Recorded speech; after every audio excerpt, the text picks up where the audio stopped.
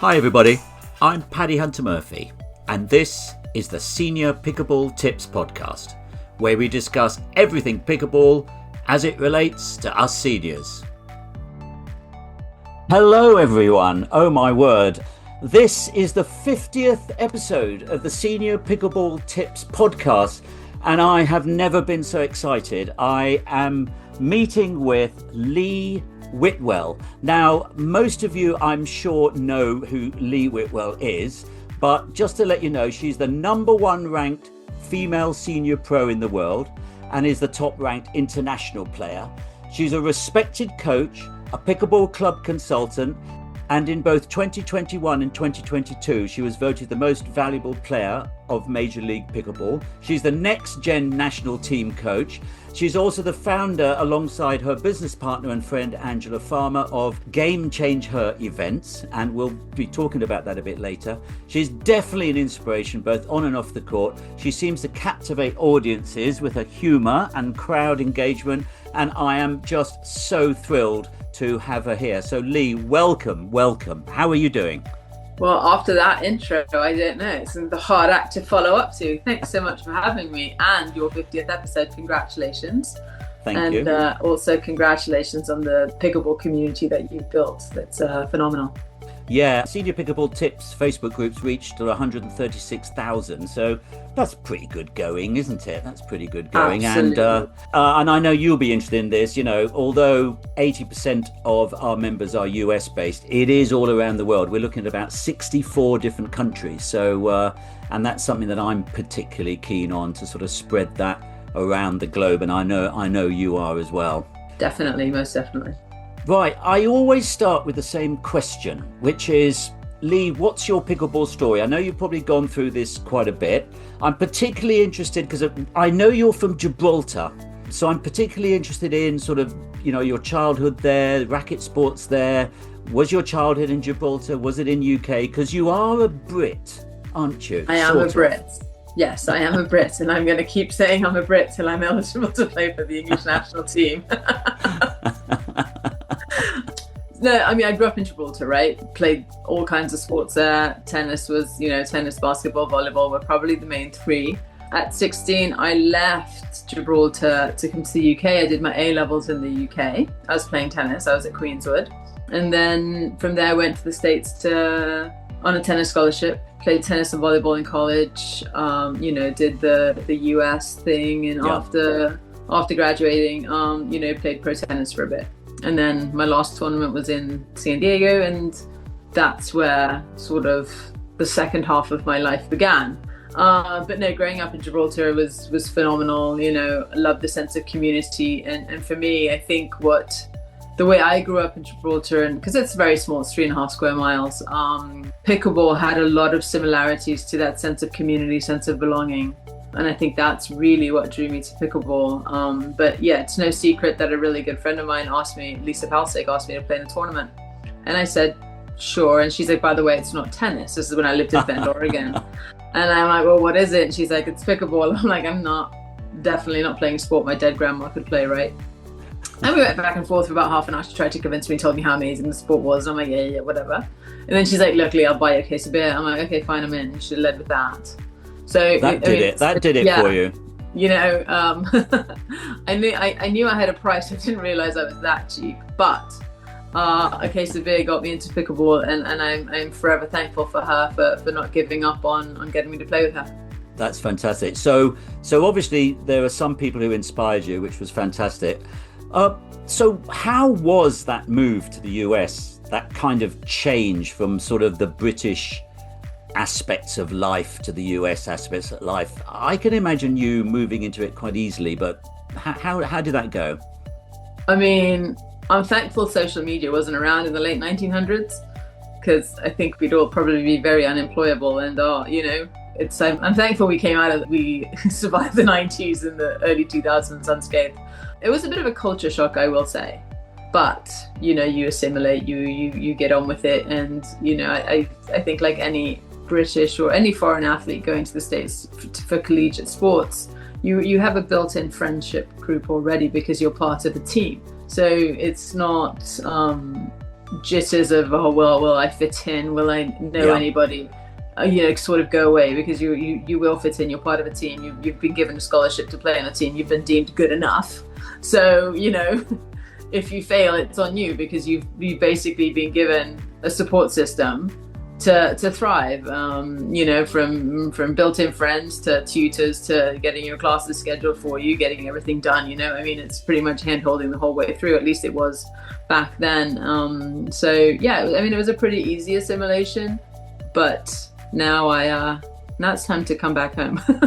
That's interesting. Yeah. So I was going to ask you, what do you miss? What do you miss about home? Is it Marmite, HP sauce? What is it? Is it village cricket? What is there? Any definitely. Thing? Like a good fish and chips. That's just meeting up, but having a local. Yeah. Popping in down the local. It's like that. I feel like the States is such a big country that you don't create that sort of community is hard to create. Obviously, I have a large family. I miss my family, but I miss the community aspect of life that I think we get a lot more across the pond. And I think, that's also one of the reasons why I'm thankful for pickleball, because it's brought that community aspect sort of into it. Not at the same degree, but has definitely brought a lot more community to my life. I can see how that sense of community within the sport is reflected in you, because I met you at the English Open in Telford last summer. Mm-hmm. And wherever you went, there was a little swarm of people kind of following you around and trying to get in and say hello. One of those people was me, actually, and I managed to say hello, which was very nice, and we had a bit of a chat. I'm glad you did. Thank you. So you bring that sense of community with you, I think. Do you kind of feel that? I'd like to think so. Look, I know I'm very fortunate to have the platform that I have. I'm also very well aware that the only reason I have a platform is because professional pickleball tournaments sit on top of amateur tournaments. That's why we have butts in seats. So wherever I go, it's very important to me to bring people along on that journey with me. I did my master's in psychology, and I studied the third space, and we talk about that a little bit. And I wrote a book about it, about how pickleball's become that third space for us, with that space of belonging. And to me, pickleball's given me so much that I want, if it gives people just 10% of what it's given me, you're already so much richer. And I really want that for people, and I want to bring them on this journey with me, and I want to make them feel a part of what I'm doing, because that is very important to me, because by myself, I'm nobody, right? The only reason I have somewhat of a name and a platform is because of everybody else. So I'm very thankful for that. And honestly, as an observer, it does shine out of you. So I mean that as an absolute compliment. Thank you very much. I appreciate it. Okay, sticking with your pickleball just for a second. Which country do you represent at the moment? Gibraltar always. Yeah. Right. And then, hopefully England, if they'll have me. But no, always Brit. I will always represent Gibraltar wherever I go. I'm a proud Gibraltarian. I will bleed red and white. Fantastic. Absolutely brilliant. Okay, good. I just got a supplementary question. You're left-handed. How I'm not left-handed. How much of an advantage do you feel that is? I was a great tennis player, not great tennis player. I was a tennis player and a great tennis fan. I loved John McEnroe. And I always felt his left-handedness did give him an advantage. Did you feel that, or is that not so much in pickleball? I definitely think being left-handed is an advantage. Look, I hate playing lefties. But the main reason, and I think this is the bigger issue, it's not that we are necessarily, yes, we use different parts of our brain to think and see things differently, right? That's been proven. But the biggest thing is, and everyone's like, oh, lefties, your reflexes are so good and blah, blah, blah. Okay, who do you practice with 99% of the time? Right-handed people. Yeah. So it's not often that you come up against a lefty. So your speed ups, your attacks, everything is towards a righty, which sits right into my backhand. So I'm going to let you believe that my hands are fast all day long, but you're just attacking the wrong spot. And nothing, it's really, really clear when I play a lefty and I do the same thing. And I'm like, oh, of course, there they are. Yeah. So it's the advantage only because there's less of us. 5%, I read somewhere. I think it's I less don't than know. 5%. I'm seeing more and more lefties. Yeah. I don't know what they're putting in the water, why more lefties are being produced, but I'm seeing definitely more lefties on the court. And in fact, I played an exhibition the other day, and then we did a round robin as well. And at one point, there was 4 lefties on the court, which was really, really weird. It was like, I think that's only ever happened one time before. I'm like, this feels like I'm looking at things in the mirror, right? Yeah. But yeah, I mean, look, it's basically because there's less of us and more of you. So the balls that you hit feed into our strike zone. That's all it is. Yeah. I got to remember the next time I play a lefty. I hate playing lefties. I think everyone does. Yeah, and you said it yourself. Yep. Right hip, right shoulder. Sorry, right hip, right shoulders for righties. Left hip, left shoulders for lefties. Jam them. Yeah. But when you're leading up to hit that drive, you forget they're lefties. That's the trouble. Takes a few points to remember that. But anyway, that's how it is. That is true. But that's also the fact that you're winding up to hit a drive, and the sort of the ego takes over of like, I'm going to hit it so hard, and you forget about direction and tactical and where we're aiming. Absolutely right. Okay, so we're Senior Pickleball Tips, and as I mentioned to you just before we started, I'm just about to launch the Senior Pickleball Academy as well, and I know you're looking at an academy as well, so we'll touch on that a bit later. Absolutely. But we deal with sort of the very beginners, people who've never even picked up a paddle, right up to about 4.0. So bearing that in mind, I'm sorry, Lee, it's such an opportunity for us to do this that I'm going to ask you to help us out here, help out this sort of recreational and lower competitive audience of senior pickleball players. And bearing in mind we're looking at senior pickleball, can you give us one tip for what I call the 10 essential shots? And I'll go through them with you.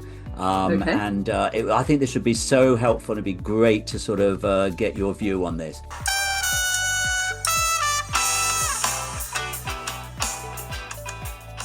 Hi, it's Paddy here from Senior Pickleball Tips.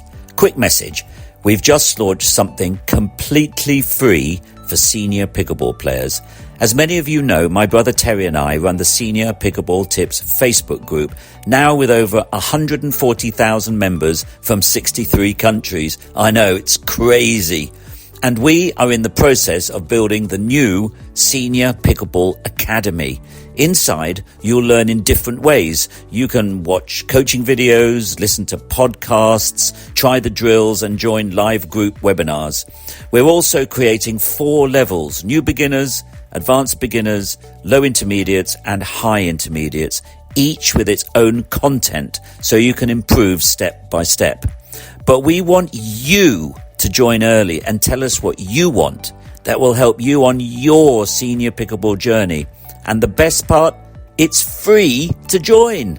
Just click the link in the show notes and let's build the world's best senior pickleball community together. Okay, now let's get back to the podcast.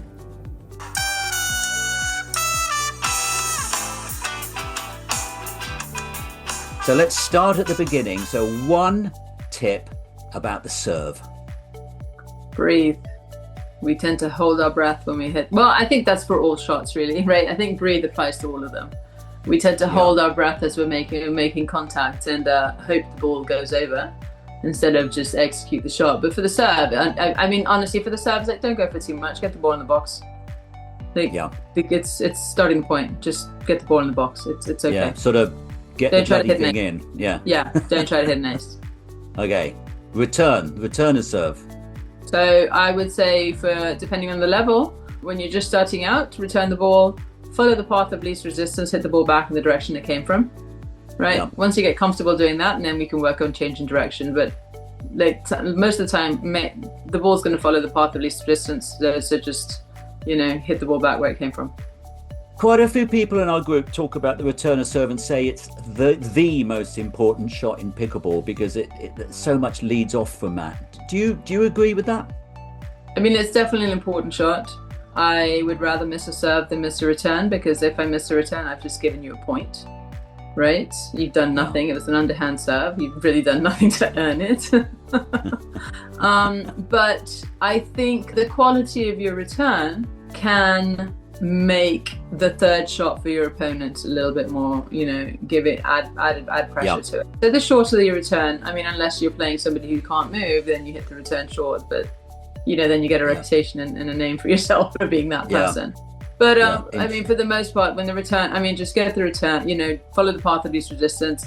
And once you're comfortable doing that, then you can start working on depth. Then you can start working on direction. But I think we convolute things too much, and we try to do too much as humans and as adults too soon. Because very interesting. The bottom line is that for the naked eye, pickleball is a very basic sport. And as adults, when was the last time as adults we learned something systematically? We are terrible learners, right? We conjugated sentences way back when. We learned our times table by memory when. When did we learn processes and systems, right? University, maybe in a new job for a new computer system or whatever. But the older we get, the more we suck at learning, because we function in the shoulds. I should be able to do this. I was able to do this, so I should be able to do that. And we put all these barriers up instead of just going, no, let's just keep it simple. Master that and add another one, and be okay approaching pickleball with a systematic approach. Okay, let's move on. You mentioned the third shot. Now there's a bit of debate about drop and drive. So the third shot, Lee, give us one tip for us lower players. 86% of recreational points don't get past the first 4 balls. It's an alarming statistic. So get your third over, and maybe don't rush to the kitchen right after your third. See what your ball's doing. Yeah. I think a lot of coaches preach get to the line right away, and I'm not a believer of that. I will get to the line comfortably on my 7th. Yeah, it's interesting. I've just been playing 2.5 years, and that's something, when I first started playing, it was third shot drop, get in. And that's something that's really changed just in the last 2 years. That's very, very interesting. Thank you so much. Okay, forehand drive. Get the ball out in front of you, get the correct spacing. If you come from tennis, it's a lot easier. If you don't come from a racket sport, the mechanics of it are a headache, but trust them and master them. It's okay. Yeah. But you're going to drive way less. In rec also, do you need a drive? I don't know. Maybe not. If the ball is nice and short, yes, but otherwise, Yeah, just get it back. I think a lot of people, again, from the tennis background like you and I, well, certainly me, it pops up and you think, I'm just going to hit this as hard as I blooming well can. I think that obviously is a mistake, but it's just so blooming tempting, isn't it? Absolutely, but it's what's the goal? When we want to drive, we want to hit the ball as hard as we can because we want to hit a winner, we want to do this, we want to do that. Especially in rec when you're practicing, the goal is to get to the kitchen, the goal is to play pickleball. So work on that. A lot of times people go, I can play 3-4 hours, it's amazing. Yeah, because 90% of your points haven't got past ball 3. You haven't moved. That's very good point. It's like work on getting into ball 5, 6 and 7. Start playing pickleball because that's where the fun is, up there. But if you're never getting up there, put yourself in situations that force you to work on it. It's okay. There's no medals in rec play. And I suppose the same for the backhand, sort of backhand drive or backhand cut. Just get it back and keep it rolling. And here's the thing: if I'm playing a banger, do I want to give them something they're going to bang? No. If I'm playing someone who likes a softball, then I'll hit the ball hard. Play to your opponent. But a lot of the times we don't realize we just react to balls, and I can't tell you how many times I've heard, they just hit the ball too hard. Well, what about your ball was it that was allowing them to do that? We're very easy to place the blame across the net. Yeah. And we forget that it's a sport of real-time feedback. Yeah, you're right. And coming on from that, I think I was going to make the same point in a different way. It's a sport of not so much winners, just making it really awkward for your opponents. That seems to be... I don't believe in hitting winners. Yeah. I believe in setting up the point. Keep setting it up, keep setting up. And I remember that was my philosophy in tennis, and that's my philosophy in any tactical sport. Keep setting it up. The winner presents itself, because the winner was never the winner. It was what happened 2 or 3 balls earlier. But we panic and we were like, I think I see an opening, let's force the issue. And the worst thing that can happen when we force the issue is that we make the shot. Because now in our brain, well, that worked. But then you miss the next 20 and you can't understand why. It's because that shot was never there to make in the first place. People, these are extremely wise words. Right, so volleying. What's your one main tip on volleying, Lee? Play catch. Expound?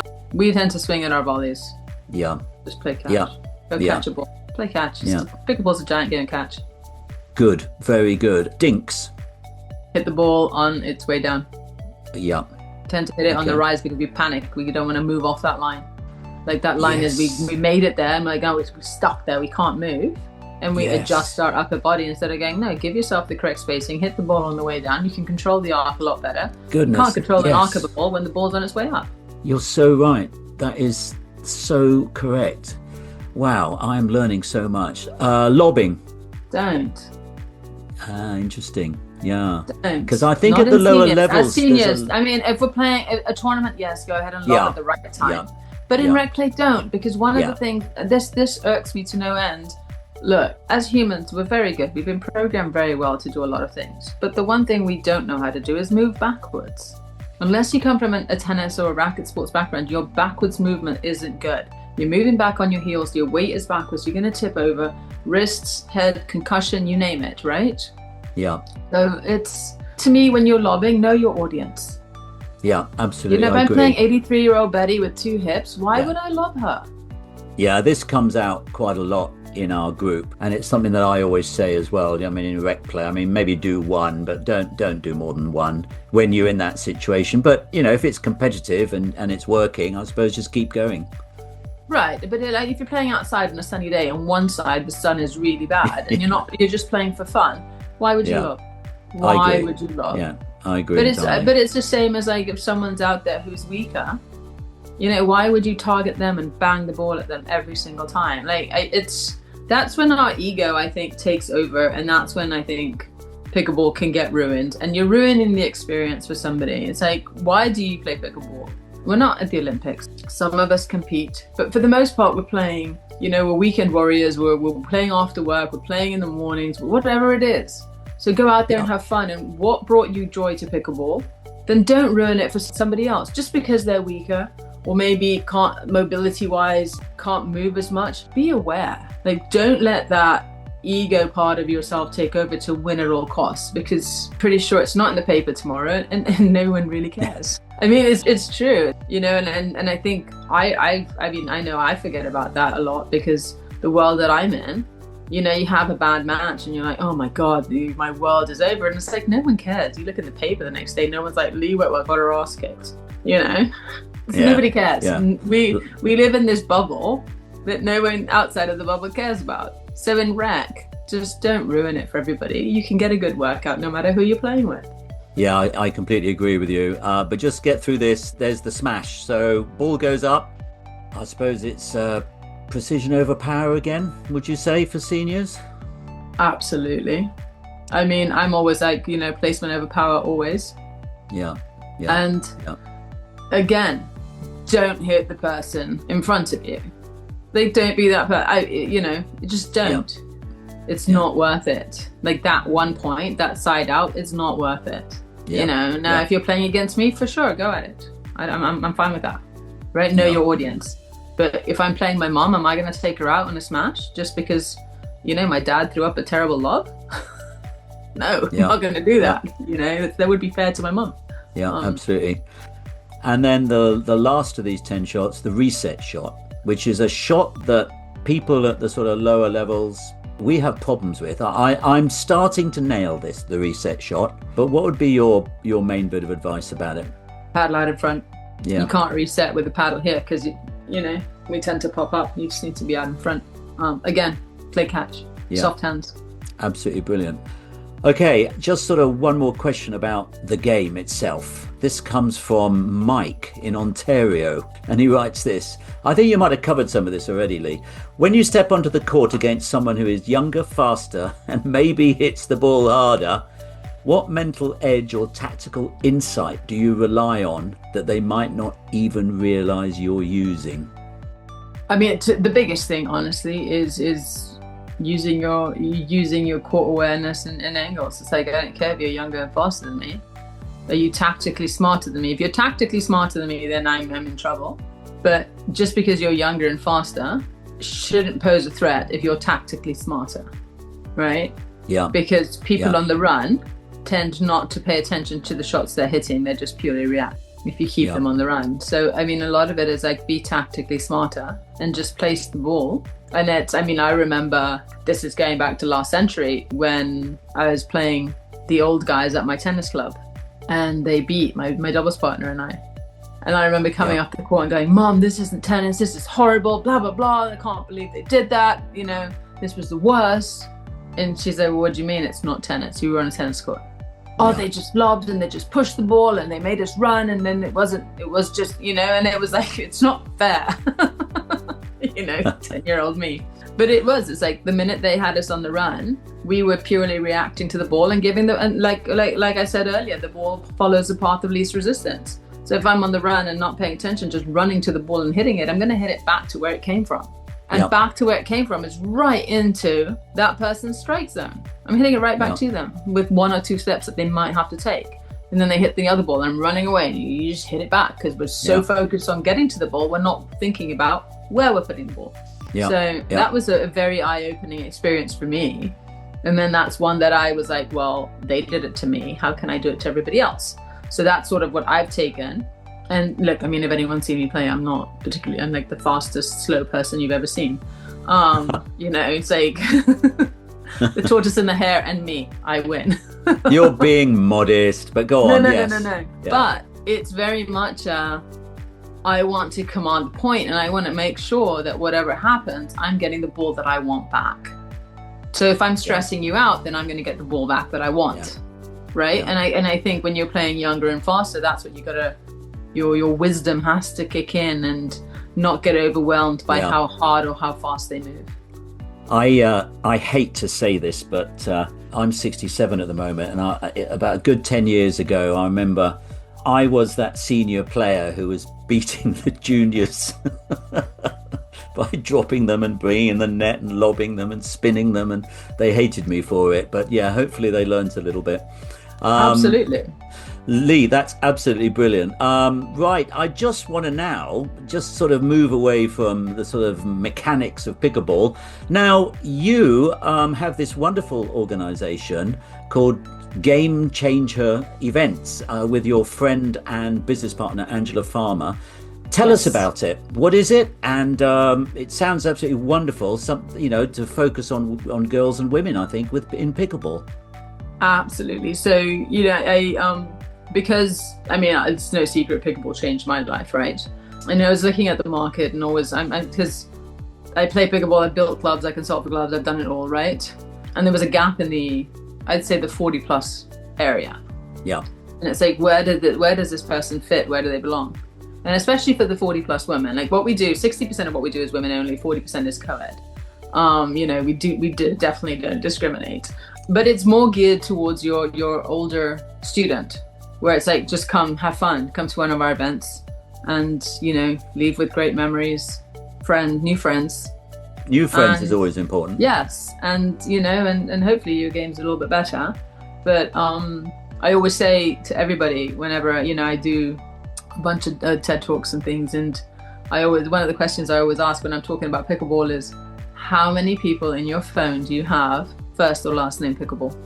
Yeah. And that is eye-opening. You got Pickleball Dave, and you got Breakfast Pickleball Group, and you got Pickleball Karen, and it's like, the list goes on. And I think in our 40s, like as we get older, we're told our friendship circle shrinks.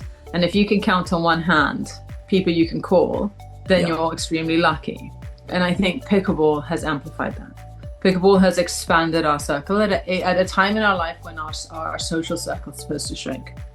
So that is one of the reasons we founded GameChangeHER Events. And, I pulled Angela out of retirement and I said, look, I think there's something here. And she's like, damn it, you're right. Fine. Let's do this. So we've done this. It's exploded, and we've been fortunate to, travel all over, meet amazing people, and just from there, like I told you earlier, I was like, look, me on the court, we can only reach so many people on the court. Let's create this online platform where people can still feel like they're a part of it, no matter where in the world they are. And, and then it turned into, then one day I was like, wait a minute, pickleball is pretty interesting. And that's when I wrote my book, The Third Space Effect. And talked about what pickleball has done for us. Like, if you read my book, like it's a short read, it's 40 minutes of your life you're never going to get back, but your game won't get better, but hopefully you'll understand the psychology of pickleball and what it does for us. Okay, well, we'll definitely mention that in the show notes so people can go to the show notes and check out that book. So that's fantastic. Absolutely. Thank you. It is on Thank Amazon, you. so you can get it. There you go. Shameless plug. Okay, it's just a bit of a serious question here. Is there much misogyny in pickleball? Is it? Because I'll share you a story. Senior Pickleball Tips, I told you we're 136,000, but when we were about just over 50,000, there were quite a lot of men who were just not being very nice. And I got a few PMs, private messages from women members sort of saying, look, this isn't right. And we looked at them more carefully, and my brother Terry helps me run the Facebook group. We just made a huge decision, and we just basically banned about 35 men, and they were sort of, mansplaining, and it just really wasn't very nice. And I suppose, unfortunately, this is sort of in the world, and it's probably in every sphere in the world. But are you finding it? I mean, the pickleball community's known to be a fairly nice one, I suspect, even in the professional world. Is there much misogyny still floating around? Sadly, I think so, but it happens more at the rec level. And it's funny, I did an event. I'm up in Vancouver, Canada right now, and I did an event at Fairgrounds for International Women's Day. And then we talked about, we did a 2-hour on court and then a 30-minute Q&A. We were talking about different things, and one of the questions that was asked, and I'm like, well, we've all been in a position, and somebody goes, yes, we've been mansplained a ton, and I was like, oh no. And I do think, look, it's like, there's always, people are very well intentioned. I have a hard time thinking that people are ill-willed. No one gets up in the morning thinking, I'm going to ruin someone's day by telling them what they're doing wrong on their dink. I mean, if they are, then please don't show up to my court. But I think that it's the way it's presented, the way it comes across is incorrect. I'll go and play rec, and Angela, my partner, she's a 4-0. We'll go play. I'll play with her, and we'll have fun, and we'll do whatever, and I'll jump in wherever. And I won't ever, ever, ever coach somebody. This is not my job. I'm out there to play. Now, if you ask the question, oh, what do you think about this? I'll give you my opinion. The problem is that opinions are given without being solicited. Yes. And that creates that circle, and then it's misconstrued and it's taken wrongly, So, and I think that exacerbates everything. But there are a few that like to go out there and tell you exactly what you're doing wrong, or why, and what you should be doing on the court. But I think for the most part, it's just misconstrued, and it's just not asked for, but it's given anyway, and it's not. The problem is, I think the person giving the advice is not ill-intended. They're trying to be helpful, but it hasn't been asked for, but they give it anyway. That's the problem. Yeah, I mean, we at Senior Pickleball Tips, we kind of talk about sort of 99% lovely pickleball people, but you still have that 1%, who sometimes have a different agenda, which is not really on the pickleball court. But I think we just all have to deal with it as best we can, and I think the communication's the key. So thank you, Lee. That was a real insight. Fantastic. Well, look, thank you so much. I've got one more question, but I'm just gonna throw this at you. Okay. Do you have a pickleball joke or a pickleball story that you found quite amusing recently at all? I mean, I have my dumb blonde pickleball joke, right? Which is like, what do you call a dumb blonde in the middle of a pickleball court? Go on. A net. Oh no! I know, right? It's so bad. That is so bad. That's so bad. The most amusing story I have in pickleball, and it happened to me like last week. I was playing with some friends rec, and it was an 8-person round robin, and then I ended up playing in the court with a leftie. And he goes, he looks at me and he goes, "We should probably stack." I'm like, okay. And I was thinking, stupid me, that I'd be on the right because I'm the lefty. He put me on the right. He put me on the left. So he didn't know who you were? Not only did he not know who I was, he didn't even know I was also left-handed. Like the whole thing, I mean, it was so comical. And afterwards he goes, I feel like a fool. And I'm like, it's fine. He's like, you just didn't even say anything. I'm like, why? I'm not going to say anything. I'm like, sure, we'll stack. I don't mind. I'm here to have fun. You know, it's not about me. And but he was like, poor guy was mortified, but it was just like one of those things. But a lot of it is like, just take it in stride and off you go and find the funny. Like you have to find the humor in everything you do. Yeah, I completely agree with you.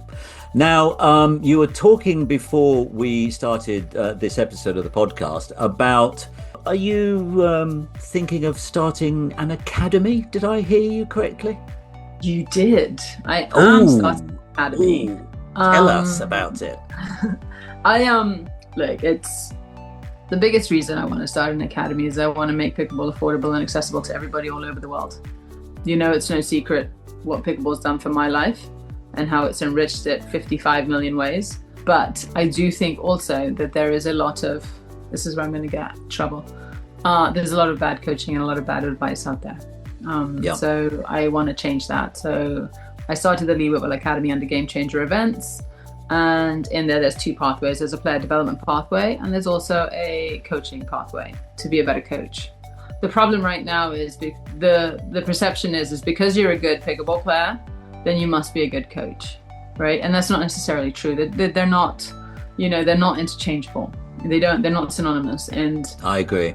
If you look at the great football coaches, basketball coaches, cricket coaches, you name it, were they the top of their sport? Some of them were, but the majority were not.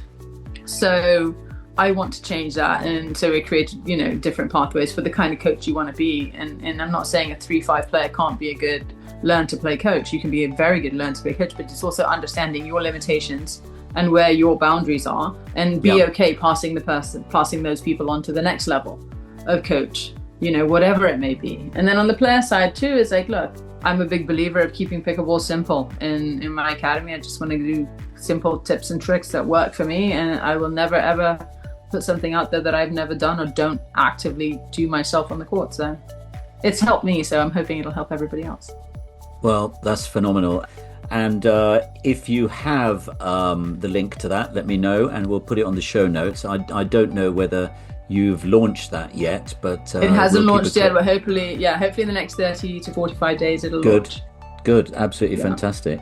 Anything you want me to cover in my academy, please let me know. I'll be gladly do it. Absolutely brilliant. And as we mentioned before, Senior Pickleball is also launching an academy. So there we go. Oh my word. Focusing we'll have to collab on some things. We're going to have to, is that an American thing? Collab. We're going to have to collab. Yeah, like a collaboration. Yeah, collaboration. I've been in the States too long. You have. You've been in the States too long. And work together on a few things. How's that? I would love that. I would love that. Excellent. I really would. Let's do that. I mean, there is like a Venn diagram. We deal with seniors. You deal with all kinds of people, maybe with a focus on women and girls. There's going to be lots of stuff in the middle of that Venn diagram that we can collab on, Lee. Absolutely. Let's collab. Okay. We will collab. And maybe we'll do something live at the English Open. I would love that. That's in Birmingham, apparently. Is that right? I know. I saw the announcement. So I think like 10 minutes from the airport. So good. I will see you there. Now, listen, I've just got to say one thing. Thank you, Lee. Thank you so much. You were on the top of my list of people to talk to and have an episode on the podcast. And as the 50th episode, so I'm absolutely thrilled. So many, many thanks. I know your time is very precious, so I really, really appreciate that. So thanks a lot. No, I love it. Thanks for having me. And I'm glad to be on the 50th episode because, 50 is the age of senior pickleball here in the States. So boom. Hey ho. Here it is. It's boom. meant to be. Okay. Jolly good. Thanks so much, Lee. Thank you very much.